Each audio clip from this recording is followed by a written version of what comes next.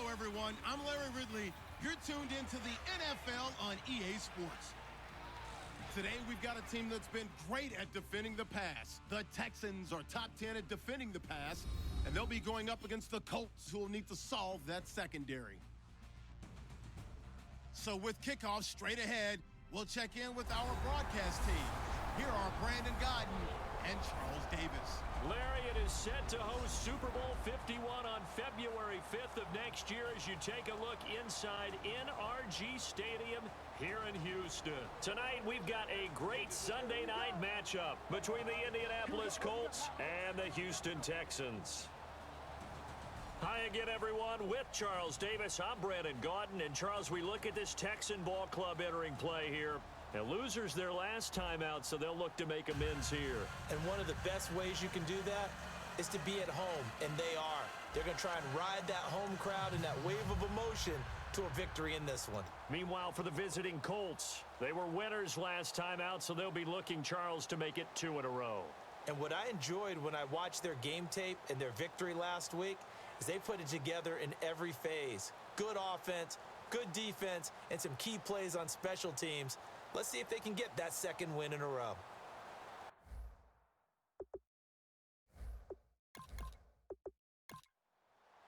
Set to go now in Week 6 of the NFL season, and we are underway on EA Sports. To return, this is Doug Baldwin.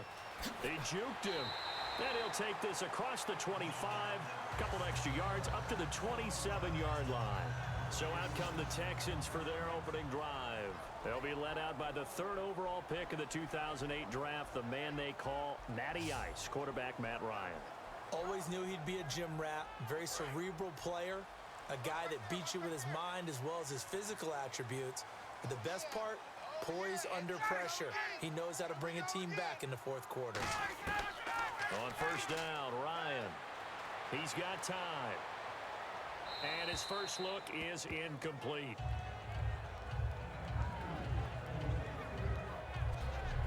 And if this offense is going to flow today, certainly the running back will be a key piece. Without a doubt, because they asked their runner to not just do that, but to block, to catch, to help set a tone for their offense.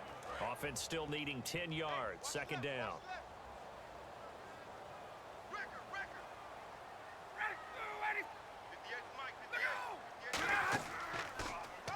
First carry for Carlos Hyde. 2 yards on the carry there, and it's going to lead him to 3rd down. And now a look at the defense for the Colts. Vaughn Alexander is one of the exciting linebackers in the league. His forte, speed.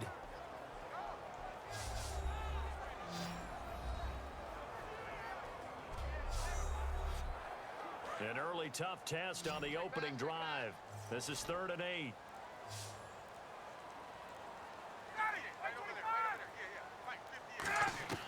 On 3rd down, Ryan. He finds his man, Baldwin. And he's taken down, but not before getting this across midfield and just shy of the 40. So after that big play, let's see if they can catch their defense maybe on their heels. I don't care how many times you tell the story, it never loses its luster for me. Doug Baldwin, undrafted out of Stanford, and plays like a #1 receiver should in the NFL. I don't care how you cover him. I don't care that his size isn't great. He's the one that typically comes up with the football. Absolutely. His roots go all the way back to Gulf Breeze, Florida, where he's from, right on the water near Pensacola, and then, of course, to Stanford, and, boy, he's been good. First down, a run with Hyde. And give him 4 yards there. It'll be 2nd and 6. Not a run that you're going to write home about, but still a good first down run. That's what an offense calls staying on schedule. 3 to 4 yards on first down, you're set up very well for the rest of the drive. Now Ryan. They go screen pass to Hyde. He showed off the athletic juke, but it didn't buy him a whole lot of real estate. Well, they get the completed pass, but still have more to go here on 3rd down. In order for a screen pass to break big, a lot of things have to come together and be well executed. Ryan hit, and he lost the football. And they are going to set up shop at the 32-yard line. And Matt Ryan, we've seen him be a little fumble-prone in the past, and he was fumble-prone there. Yeah, 2015, what do you have, 12 fumbles? Yeah, I think he's like second in the league, and that's not a stat you usually associate with Matt Ryan. Usually does a really nice job of taking care of the football. Sometimes, though, when he's really trying to make a big play, he forgets about doing that.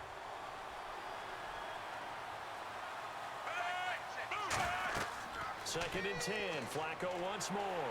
Under pressure, and Flacco's going to be dropped. Andre Branch coming hard that time. He's able to run him down for a loss of 12. Well, it was second long. Now it's third and even longer. They're going in the wrong direction here. Because they're moving exactly the way they want to, but you're exactly right. Definitely going in the wrong direction for the offensive guys. All kinds of time. It's caught. Patton. And he will finally be taken down, but not before he reaches the 38. It's a big conversion on third for the Colts. 43 yards. Now, that play will end up on the highlights, and you'll see it all over the place. But what you won't see, the offensive line that bought the extra time, that allowed for the big completion downfield, those guys made that play possible. So the offense readies for a 2nd and 4. Some runs are blocked so well, you almost forget that someone has to carry the ball to gain the yardage. The leverage by the offensive line to create space up front, really well done. And he'll be brought down at the 27-yard line. They get 6 on the pickup there as the drive will continue. And on the outside, they're playing press coverage.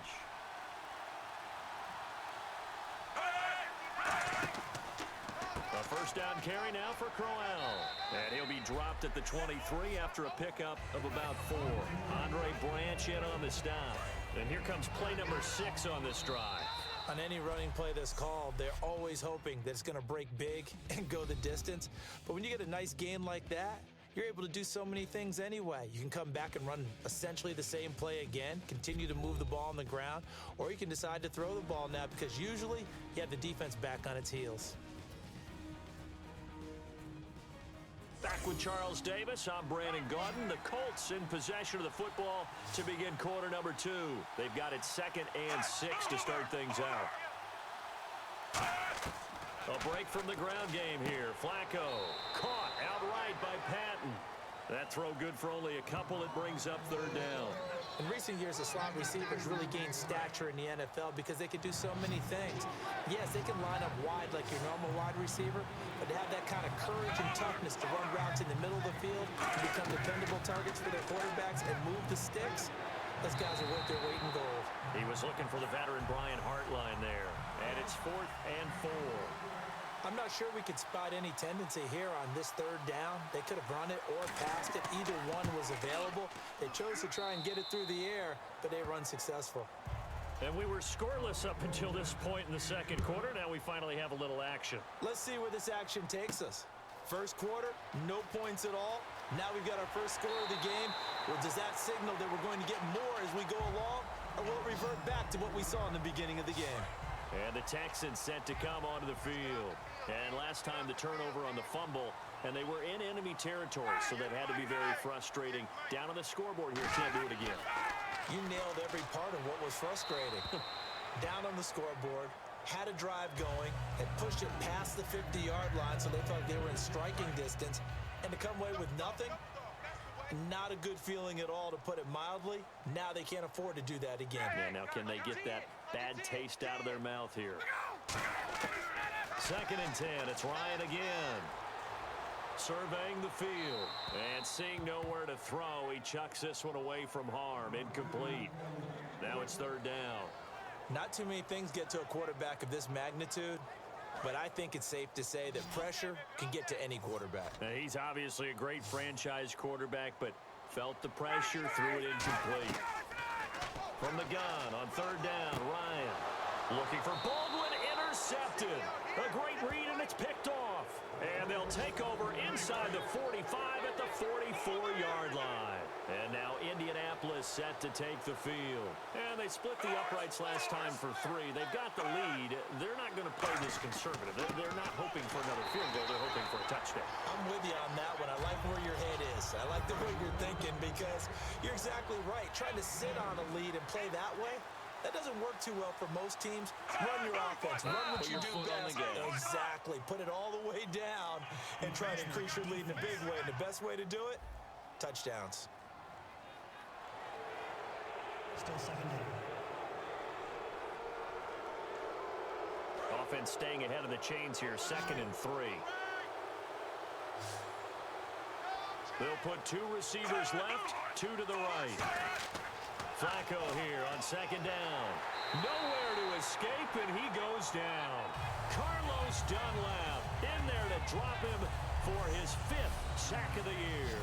Boy, he came in off the edge so quickly there.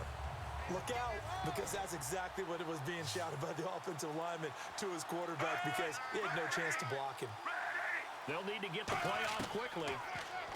Setting up to throw, Flacco. He's got time in the pocket. Under pressure, and they got to him again. Call it a loss of 4 there on the sack. And speaking of the number 4, it brings up 4th down now. On 4th down, Colton Schmidt to punt it away.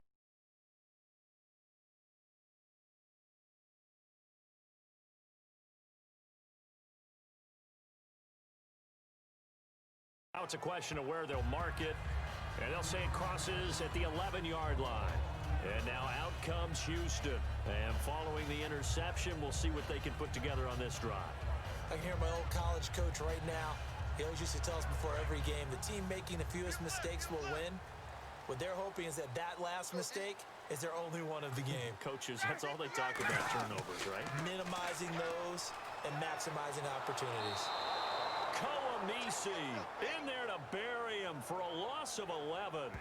Now this is where field awareness comes into play. He's getting perilously close to his own goal line, and after that sack, backed up to his own 2. Now Ryan on 2nd down. And this is caught. First catch for Keenan Allen. A good pickup there, 13 yards as they get closer for 3rd down. 3rd down and 8 now. And when you're playing a quarterback with some experience and some moxie, you enter the danger zone when you decide to blitz him, because if he's able to diagnose as he did on that play, he can hurt you downfield. He reads defenses so well, doesn't he? He really does, and the best part about that play for him, I don't think that was his primary target. I don't think so either. I think he had the read, figured out where the blitz was coming from, and went to a secondary target for a really nice gain.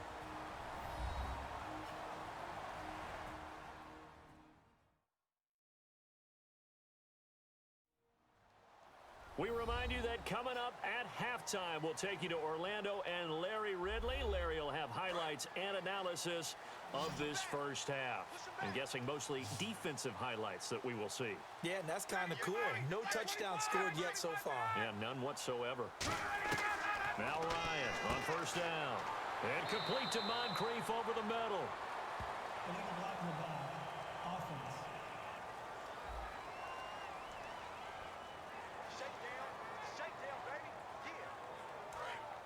Looks like the defense in press coverage here. 1 receiver left, 3 to the right. On 1st down, Ryan. Over to the right side, caught by Moncrief. 13 yards there on the pickup, and it's good enough for a Houston 1st down. Looking to speed things up here, going with some tempo. Throwing now, Ryan on 1st down. Out to the flat for Hyde. He had a quick little spin move, but the door shut fast as he's dropped. It's a gain of 6 on the play, and that'll make it a 2nd down. Again, Ryan finding time. And he's just going to get rid of this thing. To no one here, he throws it away, and now it's 3rd. They got pressure there and only rushing 3. And there's a defensive coordinator right now who is celebrating not just getting home with 3 there, but realizing if that's the type of pressure he can get in the entire game, then his pass defense is going to be excellent. You're dropping 8. Where are you going to go with the football? He was looking for Dante Moncrief that time, and that'll bring up a 4th down. So on 4th down, here's Marquette King to punt it away. Back deep to return it is Lucky Whitehead. This is away and a very good kick, angled for the sidelines. And that is much too long. That's into the end zone for a touchback. Joe Flacco here. We get a peek at what he's done so far in this game. And I guess the question, Charles, is what's the formula for keeping him better protected? Because as we see, the protection, it struggled. And normally what you get is renewed determination. When the big guy gets hit, that usually sparks people. Hey, we can't let this happen anymore. They take it personally. He's not supposed to be on the ground, but that hasn't been the case so far in this game. So maybe they've got to figure out how do they get rid of the ball faster to help out the offensive line so he doesn't get hit as much. And we'll see if they can keep him off the ground now going forward. He completes it to Hartline. 5 yards on the catch there, brings up second down. Second down now after the pass completion.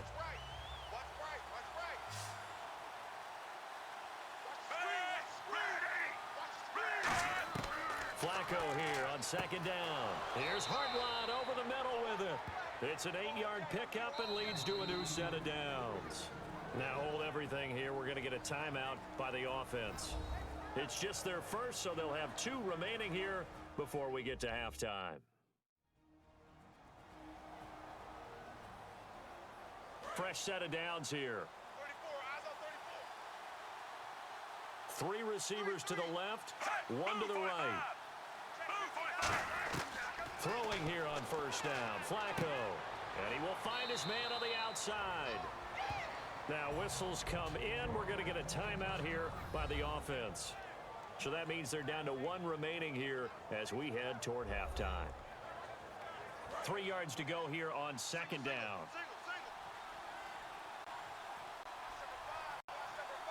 They'll put 2 receivers left, 2 to the right. Now it's Flacco. And this is incomplete. He was looking for Quentin Patton that time. And it's 3rd and short.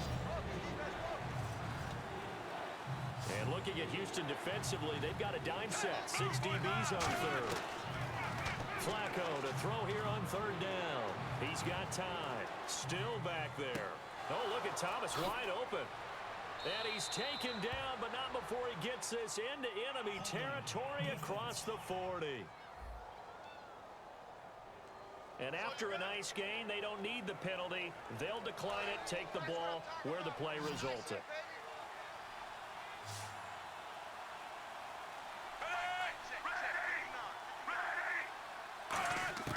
They look to throw on 1st and 10 with Flacco. Wide open receiver complete. And he gets this one all the way down inside the 15. Well, clearly one of his advantages as a passer is his height. Sit back in the pocket, fired over the middle. That makes things tougher defensively, doesn't it? It really does, because your goal is to move the quarterback off his initial spot when he gets his drop back completed. But when you have that type of height... Now hold everything here. We're going to get a timeout by the offense. And with halftime on the horizon, they'll be out of timeouts from here forward.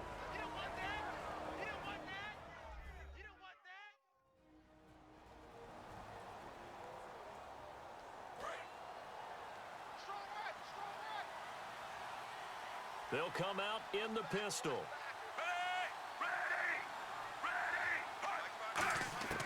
Once more, it's Flacco. And that'll be incomplete with 11 seconds remaining now. Isaiah Crowell, the intended target, and it's 3rd and 5. And there's a good opportunity to just want to ride there, a drop pass. I guess that's why they call them running backs and not catching backs. Flacco will take to the air again. He finds his receiver left side. This is Patton. The completion there winds up a wash, and it'll bring up 4th down. So they won't get a touchdown, but here's a chance to at least get 3 to end the first half. So a couple of field goals, that's all we've been able to muster through 2 quarters of play. 6-0 is our count at the break. As we send you on over to Orlando, where we'll check in with Larry Ridley. He's got our EA Sports halftime report. Larry? All right, let's get it going. Let's roll those first half highlights.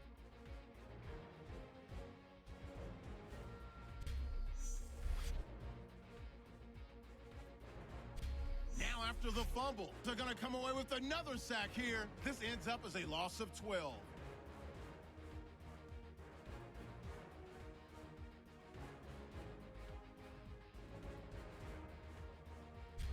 First and 10, they're going to get to the QB once again. This ends up as a huge loss in yardage.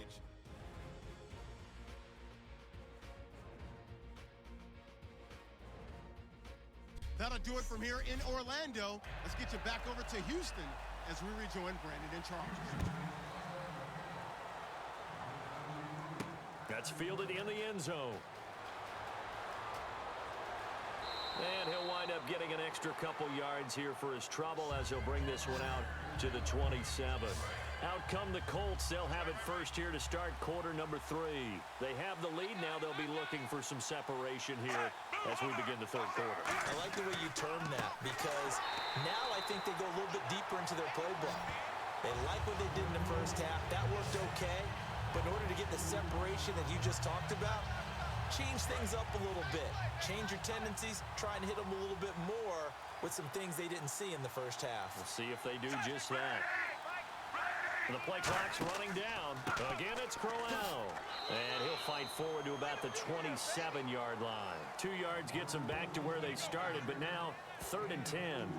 I do know from experience that when you slow down someone's running game, you're now doing the dictating on defense. And guess what? Now you're getting ready to tee off on their quarterback because they have to throw it all the time. But you still have to be alert for the draws and other plays of that nature to make sure you don't get hurt. On 3rd down, Crowell. Not much room here as he only gets it to about the 30. Give him 3 yards there as that'll take us to 4th down. Partner, that's another short run there, and I think the easy thing is to look at them right now and say, let's get away from them entirely. Let's start throwing the football, but I don't think you ever entirely abandon the run. It helps set a tone for the game for you, keeps your offensive linemen feeling good about themselves, and it actually tamps down a defense's pressure because if you just throw it all the time, it's going to tee off with the pass rush. Very good return that time. 18 yards, and the Texans take possession. Now we take a glance at the offense as they work their way back out for their first possession of the second half. They were able to get the stop defensively, and now a chance to turn that into points on the offensive end. Can you imagine what the grease board looks like at the half? Because Tell me. That's exactly what they printed up. Stop them on defense, get the ball back for our offense, and go downfield and score some points. Now, the last part remains to be seen, but they got the first part done very well. Do people use grease boards, or you mean the magic marker boards? Yeah, those two. And another thing that makes a comeback route really effective is that oftentimes after you've made the initial move, receivers breaking away from the defensive back, and that makes it a really tough play to defend. A nice chunk of yardage picked up there. An ex-teammate used to tell me all the time, I hate experienced quarterbacks because no matter what, you really can't hide what you're doing. And I think that right there, he knew right away where the blitz was coming from, where his primary guy was going to be, and he ended up going to a secondary target for a nice game. I was just going to ask you, that wasn't the primary target, and he's so good at that, isn't he? I think he knew right away that he wasn't going to get to his primary guy. I think he read that as soon as he got to the line of scrimmage, knew where the pressure was going to come from, and said, I know how to beat that, and that's what he did. On 3rd down, Ryan. Nowhere to escape, and he goes down. Frank Clark in there to get him for a loss of 3, and it'll be 4th down. And we say it all the time, have to be able to get rid of the ball sooner than that. You have to help your offensive line out. They're going to protect you as best they can. And if you're getting 3 to 5 seconds to throw the ball, they're doing a really nice job. But when you hold it and give up a sack, you're really almost discrediting their work. And the Colts getting ready to go. And a tight game after punting last time. See if they can get something going on this drive. As they head to the field now, with the game this close, you've got to feel there's a sense of urgency for them going on offense right now. But they have to do it without letting panic creep in and affect their play. And that's one of his advantages of a passer, is it not? With his height, setting back there in the pocket, firing it over the middle, he can really see everything clearly. It is, and I know that other quarterbacks get it done different ways, all right? You don't have to be his height to make a great play. But what he does is he takes away having to make those slide steps in the pocket to find angles to throw the ball through. He just throws right over the top of it because he can see everything, and sometimes that saves time and gets the ball to a receiver quicker. Again, we'll see the pistol here. So many times you hear today's NFL described as a space game. Get your best players into space with the football in their hands. That's why sometimes you swing it out to your runner, get him out in the flat, and let him have a chance to make people miss an open field. See if they stay on the ground for 2nd down. You know that old expression, it's not my night? It hasn't been his so far. I don't know if the legs are a little bit heavy. Sometimes having to hang out all day and play doesn't He rifles one that's intercepted. There he goes left side. And they will score a pick six for the Texans TD. And on that one, with 6 defensive backs, did he need to be more careful throwing the football? I mean, I guess obviously in hindsight he did, but... Yeah, hindsight, but even in foresight, when you got 6 defensive backs on the field, you just know you're going to get multiple coverages. You're never sure what you're going to see. But the biggest one is you don't have much reaction time for your receivers to go get the football because those guys, they're the best cover guys on the field. They go get it. And on that play, they took it the other way for 6 points. And heading back onto the field now, the Texans defense.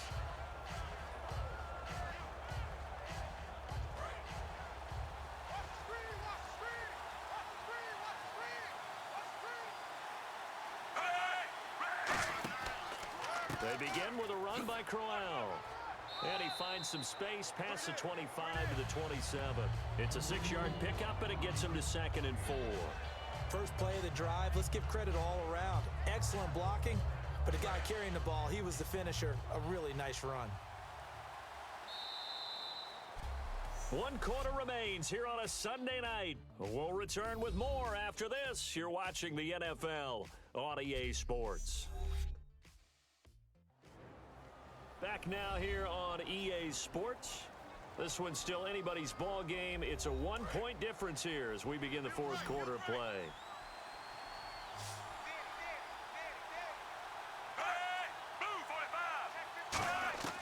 On 2nd down, Flacco to throw. And right side caught, Hogan. It goes as a gain of 8, and it moves the chains. In so many ways, throwing the hitch route is actually one of the safer things an offense can do. Get the ball out to the receiver as fast as possible. Hope he's got man-to-man coverage, and hope that his athleticism wins on the perimeter. Over the middle, it's Thomas. A good pickup there. 8 yards on the first down completion.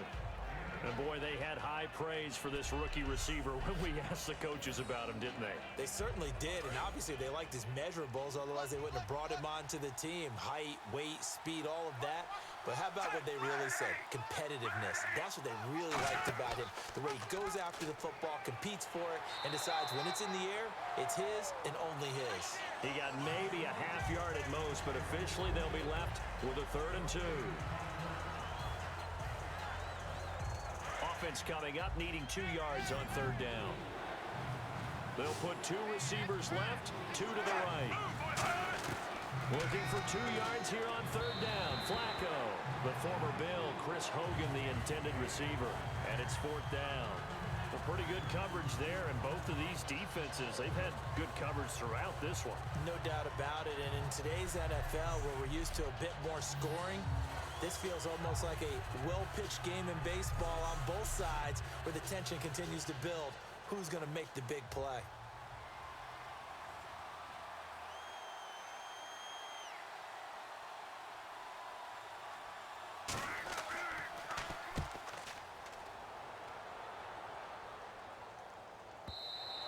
And a bit of a mistake there. This is well into the end zone for a touchback. And now out comes Houston. They've got the lead. Last time had to punt it, though. What's the key to this drive? I think it's leverage. The big guys up front. You know the motivational speech on the sideline is, guys, give us an opportunity. Protect the passer, create space for our runners, and let's go ahead and get these guys. Low man wins. Let's go do it on this drive. We'll watch that leverage on this drive.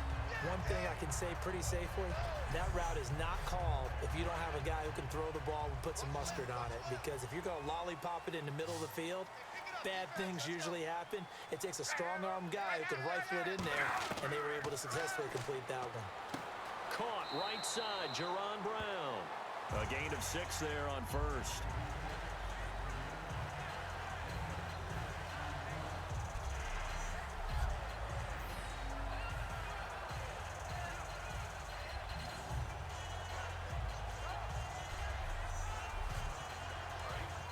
Looking to jam the receivers at the line here. Press coverage, look defensively.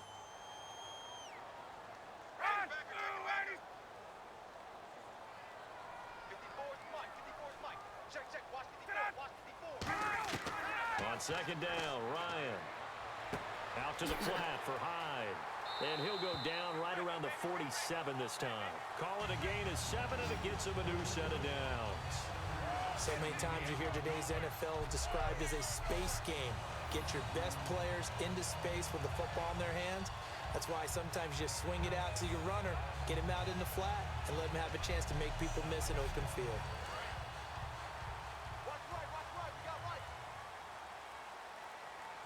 They'll come out in the pit.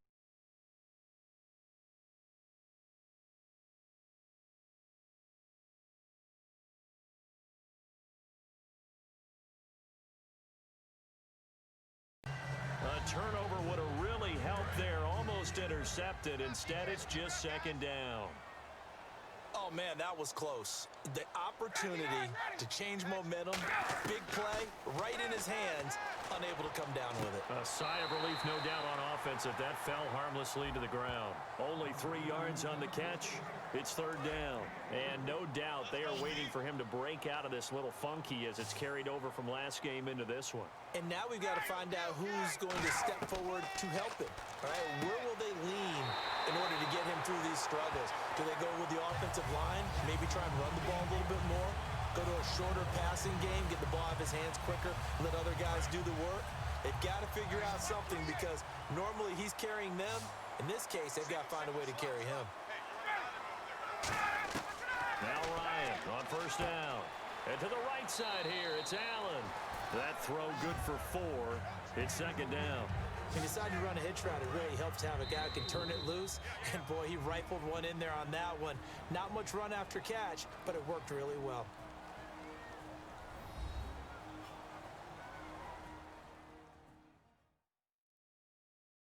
So it's Texans football as we welcome you back. They've got a second down now as they search for a way to get this one to the finish line. Second down to the offense in search of 6 yards.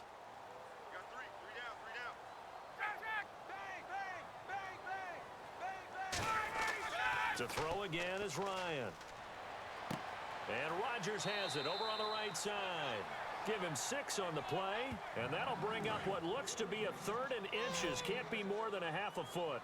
So much goes into a successful play, doesn't it? How about that play action there? Freezing the defense just enough to bring the tight end free downfield for the completion. And he gets this down to the 18. Good enough for a first down. And now here's a timeout called by the Colts on the defensive side of the ball. It's just their first. They've got 2 more to use here in the final stages. All right, so the timeout over and all 11 men back out onto the field for the defense. They'll put 2 receivers left, 2 to the right. Now Ryan. And he just throws this one away. Smart decision here this close to the end zone, and it brings up second down. And this seemingly endless drive continues. I hope I don't sound too rah-rah on that one, but that's the exact right throw. Either your receiver gets it or no one gets it. Give him a lot of credit for being really precise with it. And another timeout taken by the Colts. That'll leave them with just 1 remaining in this 4th quarter of play.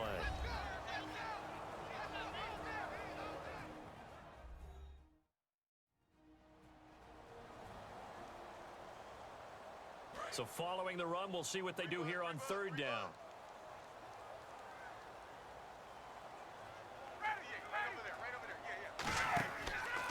They'll run with a backup. This is Williams. Give him a couple on the run as it brings up a 4th down. And play is stopped here. Timeout. It's the defense calling the timeout here. It'll be their 3rd and final timeout, so as they talk things over, we'll step aside. So the defense had a chance to catch their breath, and now they're back out and ready.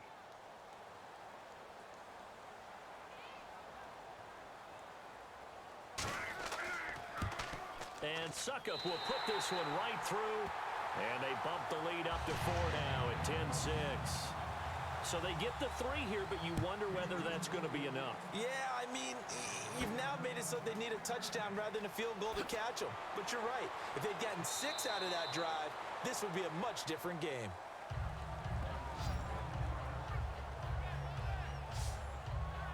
Here here comes the Indianapolis offense now as they get set to take over. They're down here in a one-score game, but the time, it's a factor, but it's not a huge factor right now, is it? It's really not, because this amount of time gives them a chance to run their offense, to go through play sequences. And this is what they work on every week in practice, usually on a Friday. They go over this type of a situation, late game situation. What are we going to do when we have the opportunity? They've called these plays a bunch of times. Now's their chance to execute them. Yeah, they have the opportunity now. Here's the execution. Back to throw. And right side caught. Hogan. 8 yards on the completion, but now they face third down. And it looks like we've got a dime set here defensively. 6 DBs in the game. He's back to throw. And he couldn't hang on to it through the contact. Incomplete. Down 4 late. Got to go for it here on 4th down. We know it's not an easy job to go out and catch passes when people are trying to tackle you and knock the ball away. But the bottom line is, that's a pass he's got to have and a pass he should have caught. He needed 2. He barely got back to the line of scrimmage. And that'll be just about all she wrote for this one. So now let's look at this situation with no timeouts remaining. The offense should be able to just run the clock out. I know that's what it says on my time management chart up here. And I know a lot of teams are hiring a time management coach who's going to sit in the box, talk to the head coach. And in this situation, if you do anything but take a knee in victory formation, then you're not playing the game right. This game should be over. Take the knee, hold on to the ball. By the way, so impressive that you do have a time management chart up here. Listen, you know I can't count. So I need it in a big way. And we can't hire anyone to help us out. So hopefully I'm reading it correctly. Double tight, double tight. Hey, guys, check me out. We got 3 down. We got to stand up over there. Well, Charles, the old saying, the old cliche, if you will, points at a premium. That certainly applied here, didn't it? And that almost like opened up a time capsule, didn't it? Old school football, low scoring, close game. What a way to finish it up. You loved it, didn't you? I You loved the defenses. I certainly did. Brought back the images of the game of old. So for the Texans, they climb back to 500 now at 3 up and 3 down. And they'll hit the road next week to take on the Denver Broncos. Meanwhile, for the Colts, the losses are piling up as they drop to 1-5 now. And they'll try to rebound next week on the road in Nashville.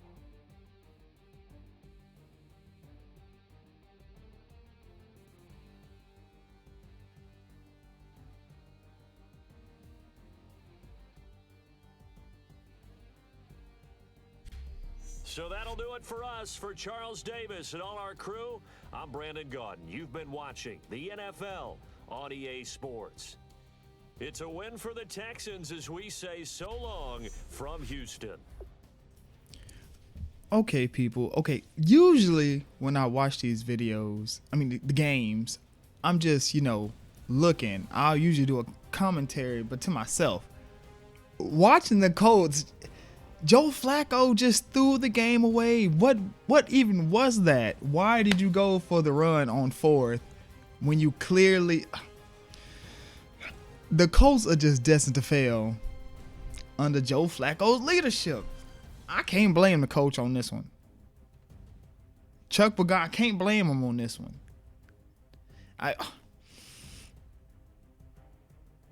Be sure to like, comment, subscribe, people. The Colts are just trash.